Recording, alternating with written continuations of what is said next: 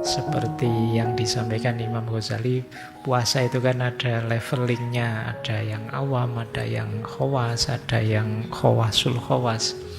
Semoga kita naik kelas, karena sejak dulu saya yakin puasa kita ada di level awam. Mungkin awam saja belum, karena awam itu hati-hati sekali biar puasanya tidak batal, meskipun aspek lahiriahnya. Nah, kalau kita kan kadang sembrono. Nah, baik, malam hari ini kita ke filsafat Tiongkok. Kita ketemu beliau lagi. Ini dulu pernah kita bahas, salah seorang filosof dari tradisi Taoisme. Jadi dulu kita pernah juga membahas Taoismenya dengan Lao Tse-nya. Sekarang kita bahas lagi beliau, Zhangzi. Ini dengan puasa pikiran. Nanti kita cek ya, gimana sih puasa pikiran itu. Saya tahu generasi hari ini itu kan banyak mengeluhkan overthinking. Pikiranmu yang tidak terkendali kemana-mana. Nah, mungkin bisa ketemu jawaban-jawaban dari tradisi ini.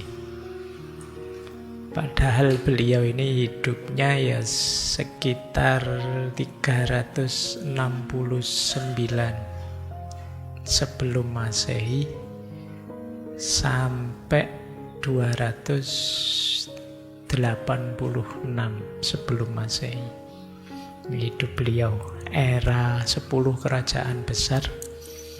Yang di era ini ada banyak sekali filosof, ada istilah era 100 ahli filsafat.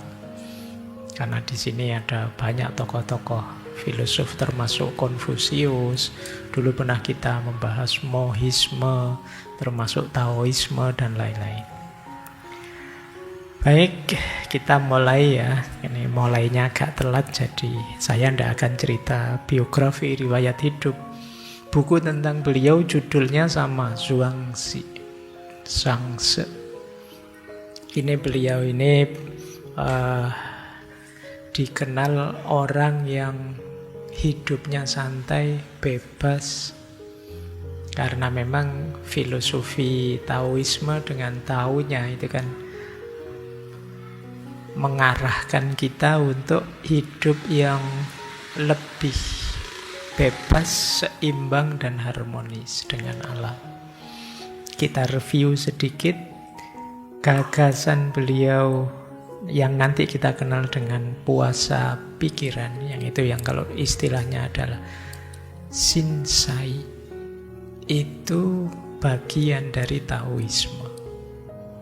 Jadi kenapa sih pikiran harus dipuasakan? Karena pikiran kita itu biasanya terlalu sibuk isinya konsep-konsep, teori-teori macam-macam yang itu kita pakai untuk hidup, yang kadang-kadang membuat hidup ini jadi rumit, jadi ruwet. Nah, maka di antara jalan untuk kita bisa hidup bahagia, nyaman, itu mempuasakan pikiran. Ya kita mulai belajar. Yang pertama tentang Tao.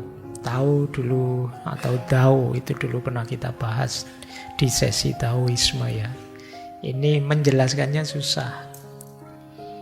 Jadi bisanya yuk kita alami, kita sadari ada satu prinsip tertinggi asal segala sesuatu yang tidak terdefinisi, tidak berbentuk, tapi dialah dasar dari semua hal. Kemudian mengalir di balik alam semesta. Sulit dijelaskan dengan kata-kata, tapi bisa kita rasakan saat kita menjalani hidup secara alami. Jadi, karena tidak bisa dijelaskan, saya tidak menjelaskan. Penjelasannya mesti tidak memadai. Kalian harus ngalami. Di beberapa tradisi ada konsep-konsep seperti ini. Misalnya orang Jawa punya konsep tan kena kinoyo ngopo. Nah, itu ya Atau kalau dalam tradisi ilmu kalam ada istilah bila kaifa. Tidak usah ditanyakan bagaimananya. Laisa kamislihi syai'un, tidak bisa digambarkan dengan apa saja. Jadi ini orang Jawa bahkan ada istilah suwung. Puncaknya segala sesuatu justru kekosongan. Tapi apa kekosongan itu, gimana wujudnya, deskripsinya bagaimana, sulit dijelaskan. Coba kalian baca-baca buku yang jenisnya seperti itu memahaminya agak sulit. Karena memang sulit dijelaskan. Sama seperti pengalaman batinnya tasawuf. Kalau kalian ingin paham, jalani, rasakan. Jadi dalam hidup ini ada banyak hal yang tidak bisa dieksperimen, tidak bisa diuji coba seperti sains. Cara untuk memahaminya, jalankan saja. Kalau diteorikan, teorinya selalu tidak memadai. Satu di antaranya kan kalau kita bahas cinta. Bahas cinta itu kan bisa teori apa saja masuk sudah. Tapi pasnya gimana sih cinta itu? Ya jatuh cintalah. Karena konsepmu pasti sulit menjangkau kedalaman dan keluasan semestanya cinta. Sama seperti tahu ini. Baik, bagian dari konsep tahu nanti bagaimana kita hidup selaras, hidup harmonis dengan alam. Kita kenal konsep yin yang, keseimbangan antara, sering orang menyebutnya yang dingin dan yang panas, yang feminin dan maskulin, yang pasif dan aktif, yang terang dan gelap. Jadi ini unsur-unsur yang menyusun realitas. Jadi ini dua hal yang saling melengkapi. Dulu pernah kita bahas satu sesi khusus ya tentang yin yang ini. Coba sekali-sekali kalian perhatikan keseimbangan hidupmu. Coba kalian cari 24 jam hidupnya teman-teman itu dihabiskan untuk apa saja sih? Seimbang enggak sih? Lahir dan batinnya, kerja dan istirahatnya, belajar dan santainya. Coba dicek mana yang lebih banyak. Nah, nanti akan ketahuan biasanya akar masalah hidupmu di situ. Ketika ada yang tidak seimbang.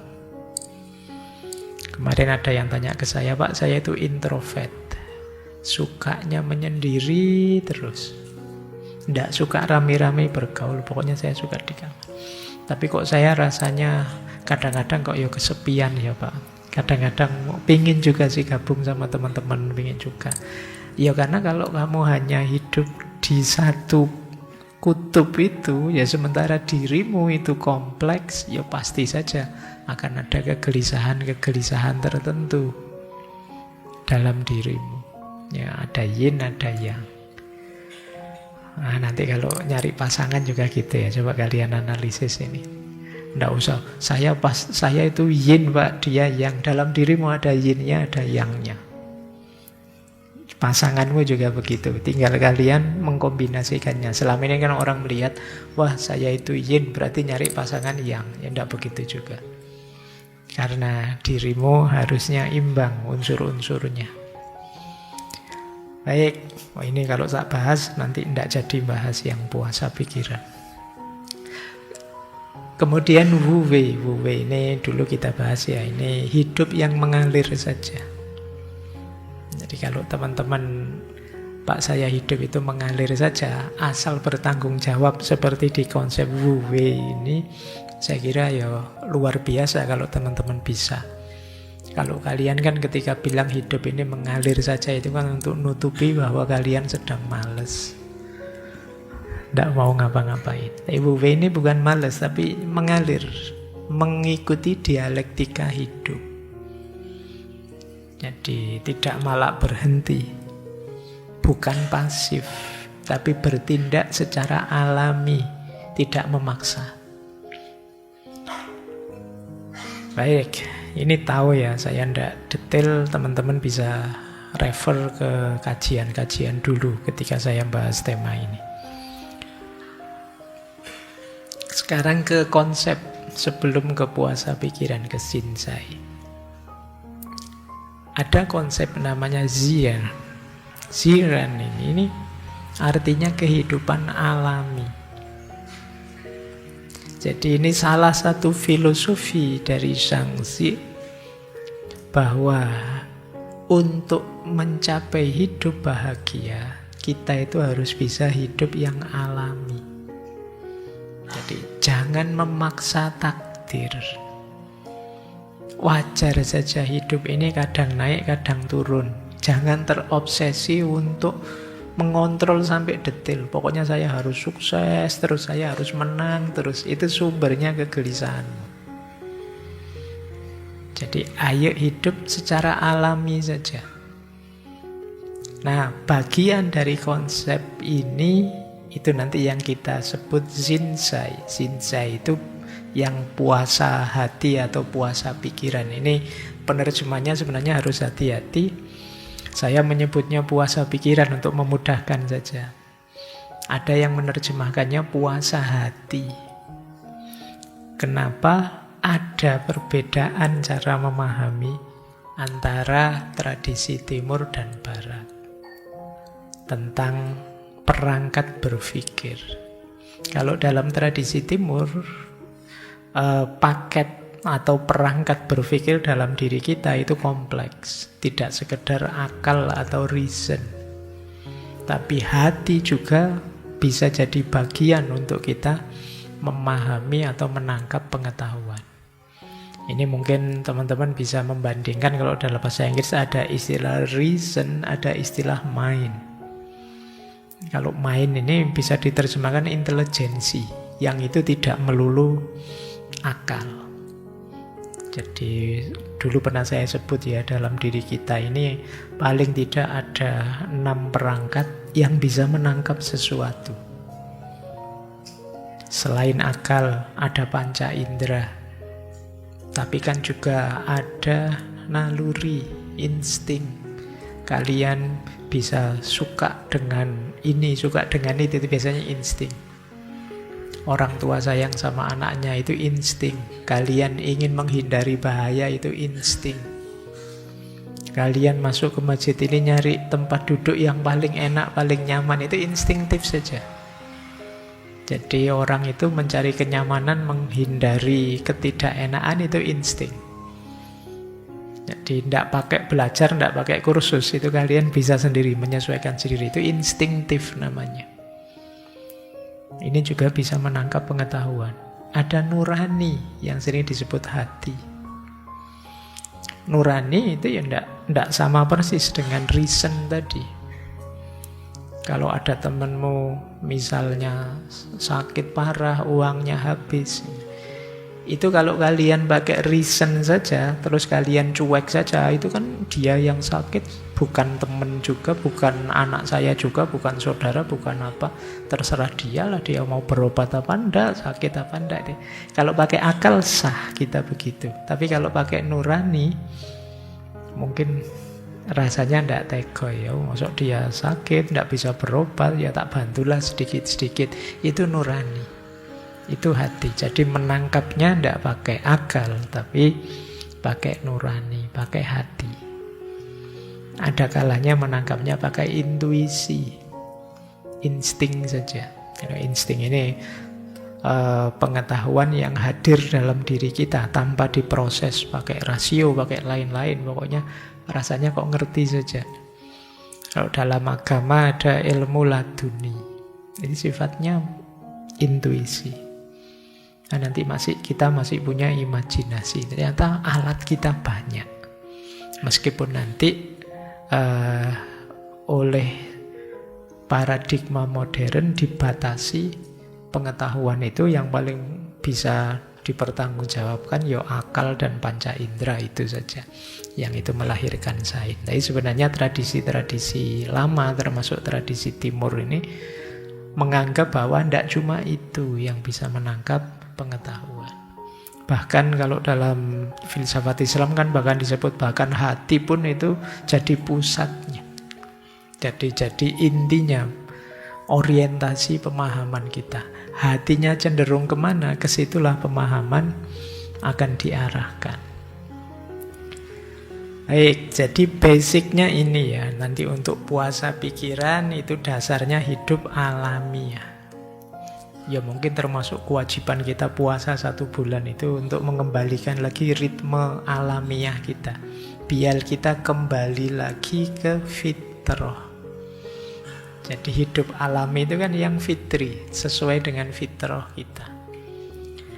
Makanya setelah 1 bulan kita merayakan Idul Fitri. Jadi ini kembali lagi ke yang fitrah, yang alami. Sudah tidak terkontaminasi macam-macam, terpengaruh macam-macam. Sekarang murni lagi. Oke, contohnya. Ini contohnya hidup yang mengalir ya. Seperti apa sih hidup mengalir itu? Tadi kan disebut hidup mengalir itu bukan berarti hidup yang tidak aktif. Tapi ya aktif.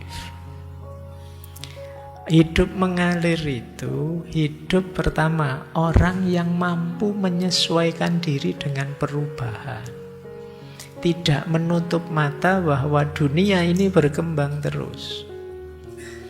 Jadi misalnya kalian tiba-tiba kok dapat surat peringatan dari kampus mau DO misalnya. Nah itu kan ada perubahan kan. Wah ini gimana ini ya. Oh ya bisa menyesuaikan. Oh berarti saatnya saya harus menggenjot biar tahun ini bisa segera lulus biar tidak kena DO. Kalian bisa menyesuaikan. Tiba-tiba pulang ke rumah ditanya orang tua, kamu sudah umur 20 sekian loh ya, saatnya nikah. Tetangga sana sudah nikah, yang sana sudah punya anak 2, yang sana. Loh itu kamu ndak panik, ya ndak stres, ya ndak galau, ya terus kamu bisa beradaptasi. Oh berarti saatnya saya harus mulai lebih fokus ke situ, mulai mikir siapa jodoh. Kalau kalian kan kadang panik, susah beradaptasi, susah menyikapi ada perubahan.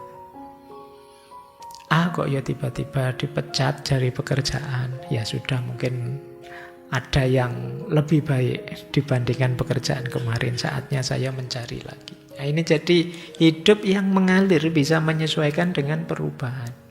Jadi mengalir saja itu bukan berarti cuek. Terus yang kedua tidak memaksakan kehendak. Segala sesuatu itu ada ritmenya.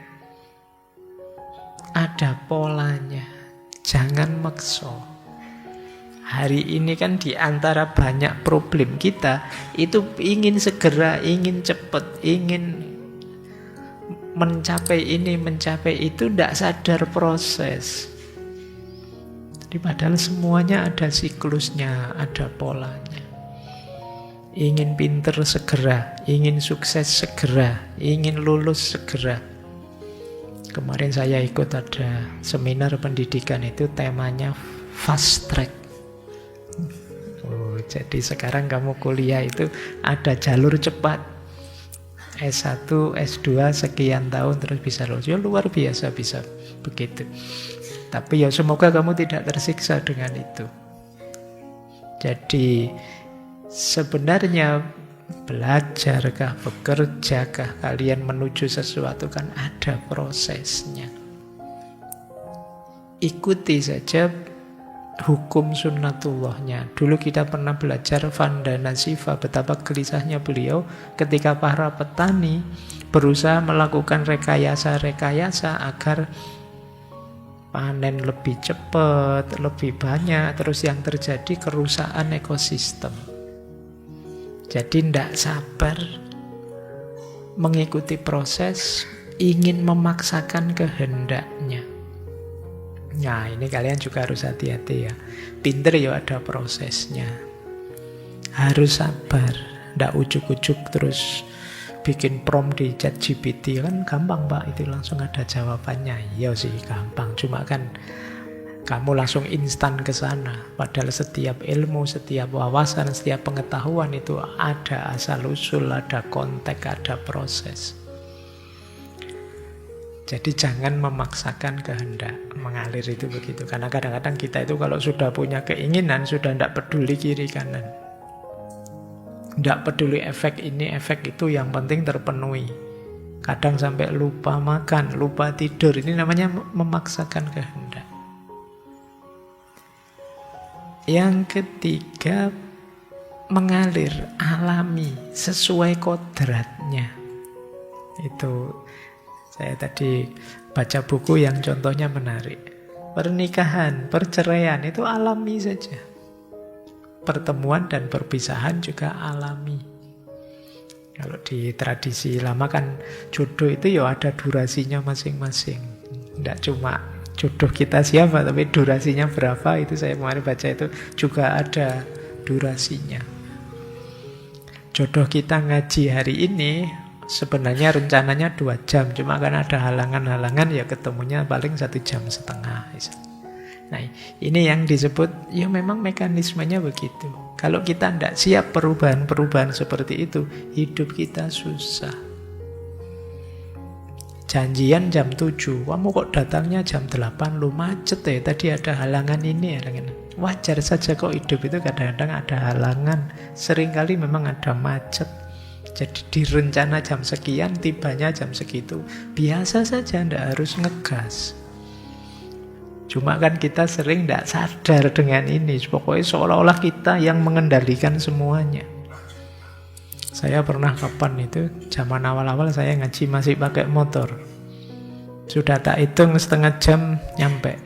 Alah, sampai di perempatan UPN itu bocor bannya. Wah, ini luar biasa.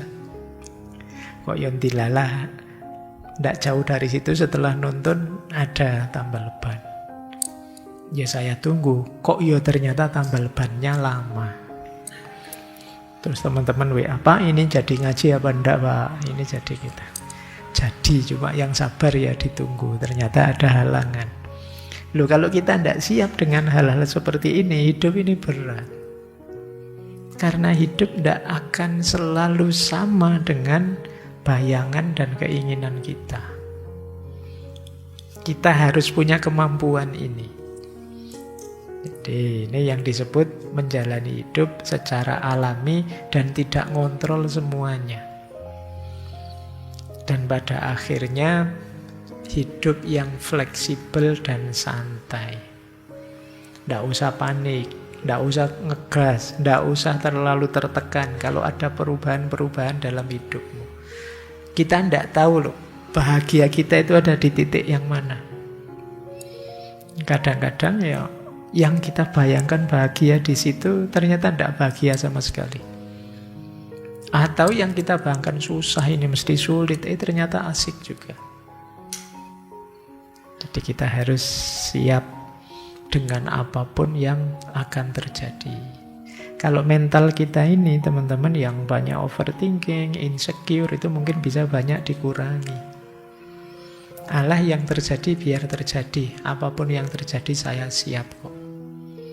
Gagal itu ya wajar karena orang itu kadang gagal, kadang sukses. Sukses alhamdulillah. Kadang-kadang teman yang curhat ke saya, Pak saya ada masalah gini-gini, yang biasanya tak tanya, umurmu berapa? Saya umur sekian, masih muda, dijalani aja, gagal diulang lagi. Tidak apa-apa. Jadi ini ya, ayo kita mulai latihan punya jiwa lebih slow, lebih tenang, lebih siap. Semua yang terjadi pasti ada asal-usulnya dan wajar saja dalam hidup ini ada yang sesuai bayangan kita, ada yang tidak sesuai bayangan kita. Kita nikmati saja. Baik, mesti nanti ada yang protes, yo enak tinggal ngomong Pak, gitu. Dijalaninya tidak ada sesimpel itu. Baik, jadi ini yang disebut hidup alami. Bagian dari hidup alami adalah kemampuan kita puasa pikiran. Shinsai. Ini bisa dicek di buku Zhuangzi, di bukunya Zhangzi yang bab ini ada sekitar 33 bab kalau saya tidak salah ya, berjalan di antara manusia. Shin itu artinya hati atau pikiran, Zai itu artinya menghindar atau membersihkan sesuatu yang mengganggu. Jadi sebenarnya ini makna aslinya itu bagaimana cara kita melepaskan diri dari keterikatan emosi dan pikiran yang menghambat hubungan kita dengan Tao. Tao tadi ya hakikat hidup, hidup yang hakiki, kemudian jalan yang harmonis dan lain sebagainya. Baik, nanti ada uraian detailnya. Cuma di buku ini uraian tentang puasa pikiran itu diawali dari cerita. Nah, ini saya akan dongeng sekarang ya. Karena memang awalnya dongeng. Cerita Konfusius dan muridnya. Nah, silakan teman-teman yang sudah ngantuk sejak tadi boleh tidur. Saya mau dongeng ini. Jadi kita mulai ya. Ini nanti yang biasanya jadi akar penjelasan tentang Xinzai tadi. Jadi ada muridnya Konfusius namanya Yen Hui. Satu ketika dia pamit pada gurunya, pada Konfusius. Terus ditanya oleh Konfusius, kamu mau kemana? Yen Hui menjawab, saya akan pergi ke negeri Wei. Untuk apa? Nah, ini terus dia cerita. Saya mendengar bahwa Pangeran Wei adalah orang yang sangat ambisius dan keras kepala. Dia tidak peduli pada rakyatnya dan tidak mau melihat kesalahan apapun dalam dirinya. Dia tidak peduli dengan fakta bahwa rakyatnya sekarat di mana-mana. Mayat-mayat bergelimpangan di seluruh negeri seperti jerami di ladang. Rakyatnya sampai putus asa. Saya mendengar Anda, Guru, mengatakan bahwa seseorang harus meninggalkan negara yang diperintah dengan baik dan pergi ke negara yang tidak teratur. Di depan pintu dokter ada banyak orang sakit. Jadi orang-orang yang punya kemampuan, punya kualitas, punya hal untuk diabdikan, ya jangan segan untuk datang ke negara atau ke tempat, ke wilayah yang perlu bantuan. Itu sederhananya itu. Saya ingin menggunakan kesempatan ini untuk mempraktekkan apa yang telah saya pelajari dari Anda dan melihat apakah saya dapat membawa perbaikan pada kondisi di sana. Jadi ini murid yang baik, ingin mengabdikan ilmunya untuk memperbaiki keadaan. Ini kok kebetulan rajanya kok ngaco ini. Nah, komentarnya Konfusius sekarang. Kata Konfusius, kamu tidak sadar apa yang kamu lakukan. Justru kamu akan mendatangkan malapetaka bagi dirimu sendiri. Tao tidak membutuhkan keinginanmu dan kamu hanya akan membuang-buang energimu dalam usaha-usahamu yang salah arah. Dengan membuang energimu, kamu akan bingung, kemudian cemas. Begitu kamu cemas, kamu tidak akan mampu lagi menolong dirimu sendiri. Orang-orang bijak zaman dulu mula-mula mencari tahu dalam diri mereka, kemudian mencari tahu apakah ada sesuatu dalam diri orang lain yang sesuai dengan tahu, sebagaimana yang mereka ketahui. Namun jika kamu sendiri tidak memiliki tahu, apa gunanya kamu menghabiskan waktumu dalam usaha yang sia-sia untuk membawa politisi yang korup ke jalan yang benar? Ini dikritik oleh gurunya. Kelihatannya ini nanti kamu hanya buang-buang waktu saja, buang-buang energi. Mbok yo kamu memperbaiki dirimu dulu. Intinya itu sih. Namun saya kira kamu pasti punya dasar untuk harapanmu, untuk berhasil. Bagaimana rencanamu melakukannya? Ini masih diberi kesempatan Yen Hui. Coba deh, rencanamu apa sih kok kamu pingin melakukan perbaikan tadi? Meskipun menurut saya kamu hanya akan buang-buang energi saja. Jawabannya ini, ya Pak, saya bermaksud menampilkan diri sebagai orang yang rendah hati, tidak memihak, dan hanya ingin melakukan yang benar, dan tidak ada yang lain. Pendekatan yang benar-benar sederhana dan jujur. Apakah ini akan membuatnya percaya? Nah, jadi nya itu ke pangeran ya. Saya akan jadi orang baik, yang tulus, yang jujur, akan menasehati dia. Apa dia akan percaya? Jawabannya Konfusius, tentu saja tidak. Kamu bikin postingan berapa puluh pun tidak akan percaya. Kata Konfusius apa? Orang ini yakin karena dia yakin dirinya lah yang benar. Dia mungkin pura-pura tertarik pada standar keadilan yang objektif, tapi jangan tertipu oleh ekspresinya. Dia tidak terbiasa ditentang oleh siapapun. Cara dia meyakinkan dirinya bahwa dia benar dengan menginjak-injak orang lain. Jika dia melakukan ini pada orang biasa, dia pasti akan melakukannya kepada orang yang menentang dengan mengaku sebagai orang yang berkualitas tinggi. Dia akan berpegang teguh pada caranya sendiri. Dia mungkin berpura-pura tertarik pada pembicaraanmu tentang apa yang secara objektif benar, tapi dalam hatinya dia tidak akan mendengarkanmu. Dan tidak akan ada perubahan apapun. Engkau tidak akan mendapatkan apapun dengan ini. Jadi kata Konfusius, tidak akan percaya dia. Kenapa? Dia sudah yakin dirinya benar. Dia sudah yakin dia sudah sesuai. Maka yang menentang dia dianggap pasti salah. Terus Yan Hui mengajukan lagi skenario kedua. Baiklah, kalau begitu daripada menentangnya secara langsung, saya akan mempertahankan standar secara internal, tetapi secara eksternal saya akan pura-pura mengalah. Saya akan menggunakan otoritas, tradisi, dan contoh dari masa lalu. Saya tidak akan bergantung pada ajaranku sendiri, dan karena itu tidak peduli apakah saya disetujui atau tidak. Pada akhirnya saya akan dikenal sebagai orang yang benar-benar tidak memihak dan tulus. Mereka akan menghargai keterus-teranganku dan dengan demikian saya akan jadi alatnya surga di tengah-tengah mereka.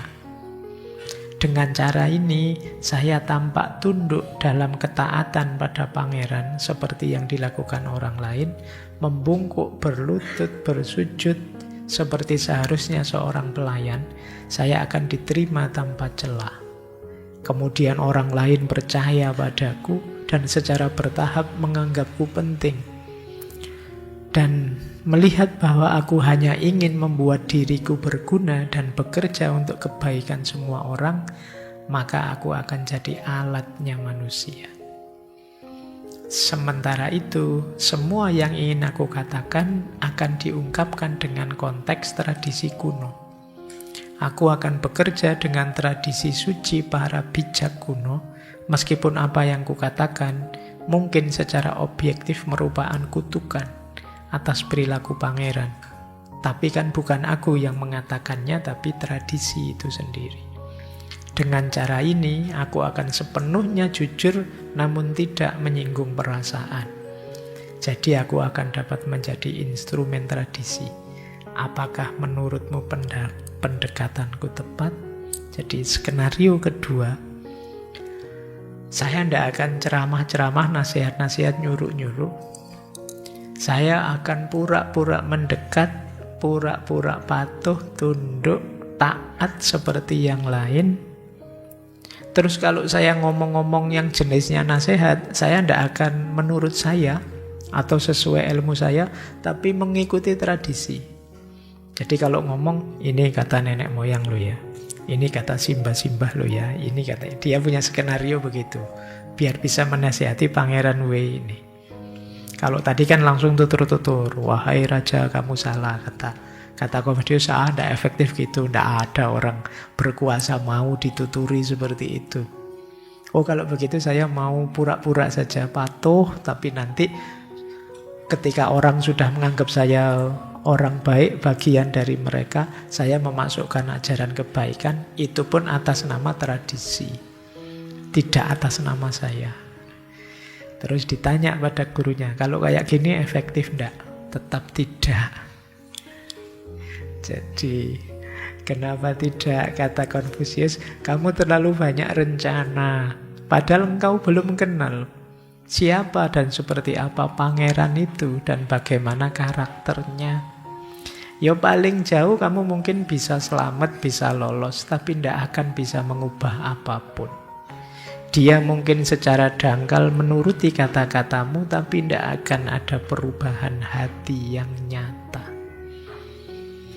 Terus sudah nyerah ini Yan Hui. Baiklah, itu yang terbaik yang dapat saya tawarkan. Maukah Anda guru memberi tahu saya apa yang Anda sarankan? Kalau gitu strateginya harus gimana? Kok tidak cocok semua? Jawabannya Confucius apa? Kamu harus puasa.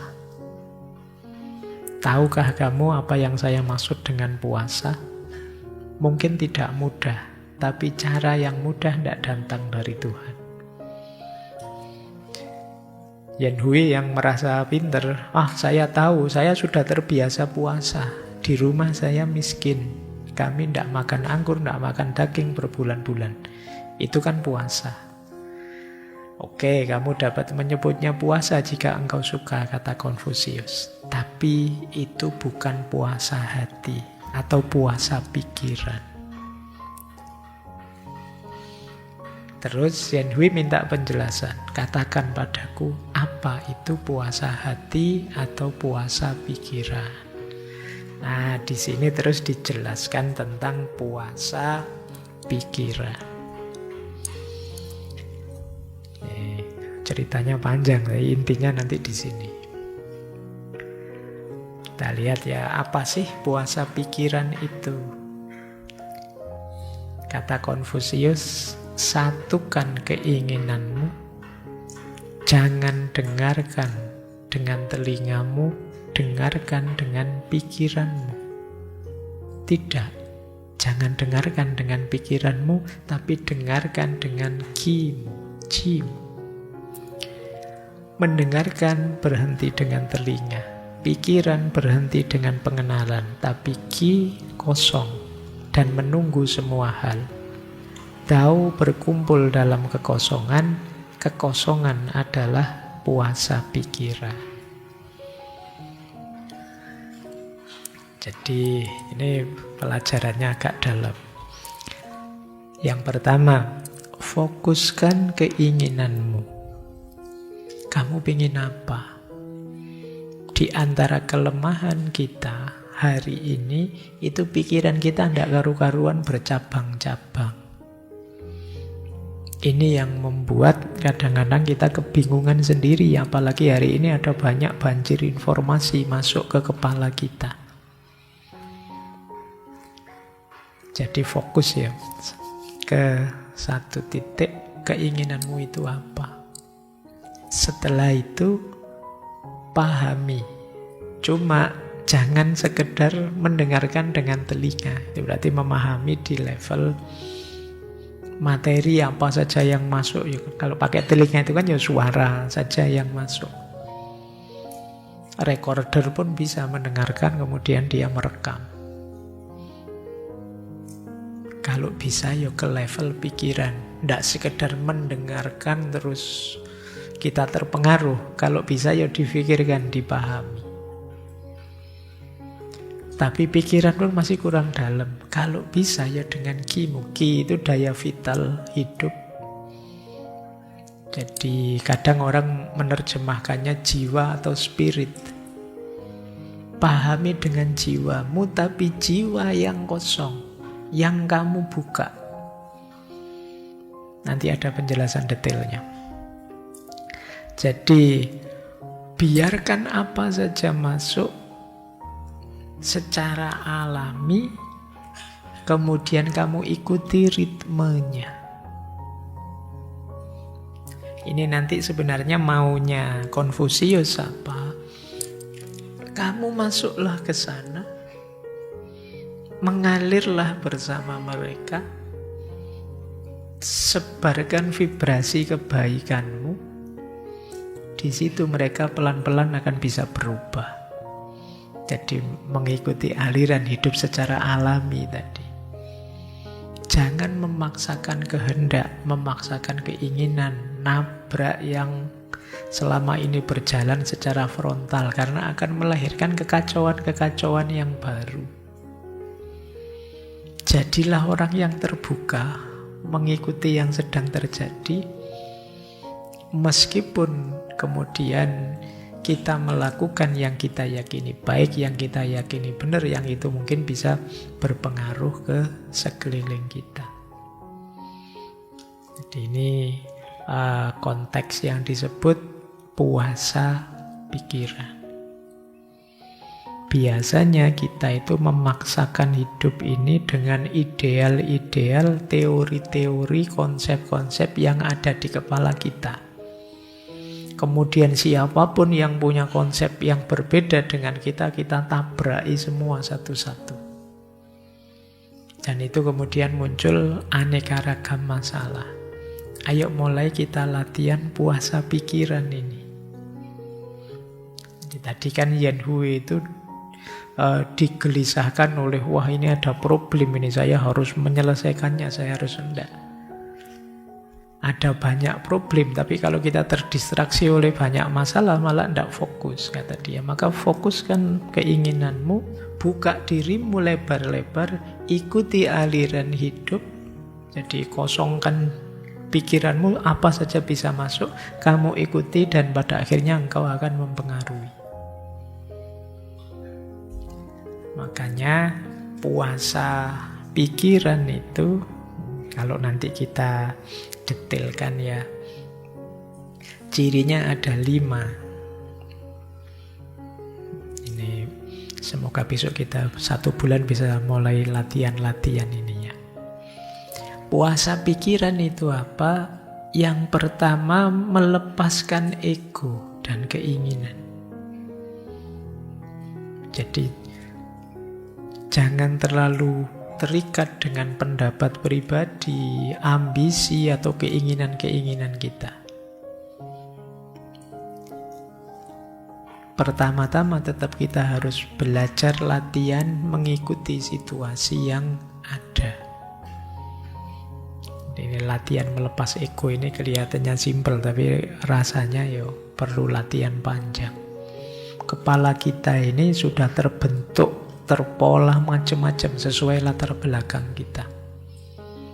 Mengubahnya sulit. Kemarin kita ada sesi mindset. Kalau sudah jadi mindset kita, itu jadi cara pandang kita, dan kita nganggap ya itulah kebenaran. Ada orang nganggap dunia ini rusak, dunia ini hancur. Pada akhirnya ya seperti itu cara dia hidup. Seperti orang yang ketakutan karena sebentar lagi ada kehancuran.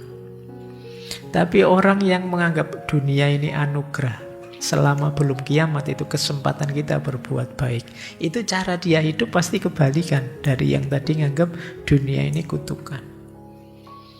Coba sekarang kalian cek isi kepala kita masing-masing ya. Pandanganmu apa tentang hidup?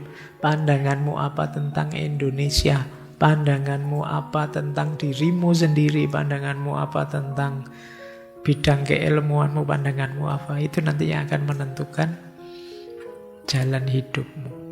Tapi kalau kamu bisa mengambil jarak dengan itu semua,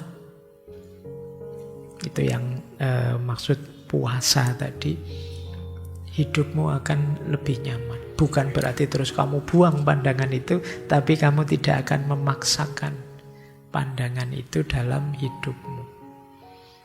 Jadi antara idealismeku dengan aku itu tidak terikat melekat, tapi ada jarak, sehingga oh ini pas untuk idealisme saya, oh ini situasinya berubah, ini perlu adaptasi sedikit, perlu penyesuaian, itu kita bisa luas. Tapi banyak orang yang terlalu melekat dengan idealismenya. Pokoknya kalau begini ya begini, kalau begitu ya begitu. Dan dia akan lelah, akan capek. Maka sekarang mari mulai latihan menenggang ego. Kalau kata Freud kan tidak mungkin orang membuang egonya, tapi paling tidak mengambil jarak dari ego kita. Ini aku, ini pikiranku, ini pendapatku, ini teori yang saya yakini, ini idealismeku. Sehingga kapan-kapan ada orang ngeritik kita, ada situasi yang tidak cocok, itu yo kita mudah mengadaptasinya. Tapi kalau kita terlalu melekat dengan idealisme kita, ini yang membuat kita sering drop, sering kaget, sering depresi. Karena situasinya tidak terbayangkan. Jadi ayo mulai kita mengamati diri kita. Idealisme apa sih yang saya miliki selama ini? Bagaimana cara saya memandang hidup hari ini? Serba tugas, kewajiban, apa tuntutan ini, tuntutan itu, atau serba santai, mencari senang, mencari kenikmatan atau apa? Ini nanti menentukan bahagia atau tidaknya kita. Jadi pertama, jadi puasa pikiran itu kemampuan kita menenggang, melepaskan ego dan keinginan. Yang kedua, mampu membiarkan apapun datang dan pergi. Jadi kalau sesuatu terjadi dan datang, ya mungkin memang waktunya terjadi dan datang. Kalau memang harus diperbaiki, yuk ayo diperbaiki tanpa harus memaksakan, tanpa harus menolak, menyangkal. Kita jalani sambil mengalir. Pak, saya gagal, Pak. Yo bangkit lagi. Kan gitu saja. Pak, saya lapar, Pak. Yo makan. Saya lelah sekali hidup, Pak. Yo istirahat. Kan sesimpel itu, mengalir itu. Tapi kita kadang-kadang tidak bisa begitu. Kenapa? Idealisme kita. Cita-cita kita, keinginan kita memaksakan agar hidup itu berjalan sesuai corak yang kita bayangkan. Terus kita kelelahan, terus kita stres. Nah, kalau tuntunannya sanksi ini kita kita biar saja ada peristiwa datang dan pergi, kita tanggapi semampu kita, kemudian hasilnya apa ya sudah kita terima. Wajar saja kok hidup itu, apapun yang terjadi, tidak ada yang tidak wajar, semuanya wajar saja terjadi. Nah ini rumus kedua. Jadi biarkan segala sesuatu mengalir secara alami, jangan ditentang, jangan dipaksakan mengontrol sesuai keinginan kita. Yang ketiga, ini yang tadi maksudnya kosong tadi ya. Mari kita kosongkan pikiran dari prasangka, dari konsep-konsep, dari teori-teori yang kadang-kadang ini menyetir cara pandang kita terhadap hidup. Sehingga kita tidak bisa memahaminya apa adanya. Tentang apa saja. Kadang-kadang tentang warna saja kan pikiran kita sudah terkotak-kotak, terkonsep-konsep. Kalau warna merah artinya apa? Ya kan ada yang terbayang bendera merah putih. Merah berani, Pak. Ada yang terbayang lampu lalu lintas. Merah berhenti, Pak. Ada yang terbayang partai. Merah itu apa, Pak? Merah ya merah. Kan gitu aja. Tapi mindsetmu, konsep yang ada di kepalamu. Hitam itu, Pak, berduka, Pak. Nah, jadi saya pakai baju hitam ini. Wah, Pak Faiz sedang berduka itu. Hitam ya hitam saja sih. Tapi ada konsep kamu berduka. Mungkin ada konsep hitam itu kegelapan, putih itu cahaya, pencerahan dan lain sebagainya. Ini konsep-konsep. Mbok yo hitam gitu aja. Kita tidak bisa berhenti di situ. Kita selalu menempelkan makna-makna sesuai konsep dan idealisme yang kita yakini. Ini yang membuat kadang-kadang hidup ini jadi lebih berat. Baik, terus ya. Jadi ini mari kita mengosongkan diri, prasangka. Apalagi yang jenis prasangka, prejudice ini. Wah, ini kita sudah mungkin sekedar model rambut, pakai kopiah, pakai sarung, itu ya kita sudah banyak konsep sendiri. Oh, kalau pakai sarung itu berarti santri. Oh, kalau pakai tato itu berarti apa? Oh, kalau pakai ini konsep-konsep yang melahirkan prasangka-prasangka. Saya kemarin ada orang ngobrol, Pak, itu loh Pak, jilbabnya kan besar. Saya itu bilang, oh apa ya jilbab, ada yang besar, yang kecil. Oh, ternyata ada konsep jilbab kecil, jilbab besar. Jadi itu cara membacanya terus bisa beda-beda. Jangankan itu ya, sekedar jenggot saja, kamu kan sudah punya makna sendiri. Wah, ini jenggotnya panjang ini. Mungkin ya entah maknamu apa ya, tapi jangan lupa Karl Marx juga jenggotnya panjang. Oke. Maknanya apa itu? Kan ya konsep yang ada di kepalamu yang membunyikannya. Jadi ayo latihan puasa ini ya, mengosongkan diri dari prasangka. Kalau ada apa-apa, oh ya itu sudah. Ada teman punya jenggot, ya dia punya jenggot, kan gitu saja. Tidak harus kemudian maknamu ikut masuk. Karena makna dari kita mungkin beda dari makna dari yang lain. Kita terima semuanya sesuai apa adanya. Jadi kalau ada teman kok kedip-kedip itu, ya teman saya kedip-kedip itu aja. Mbuh itu ngode apa. Kadang-kadang kan prasangka kita bunyi duluan.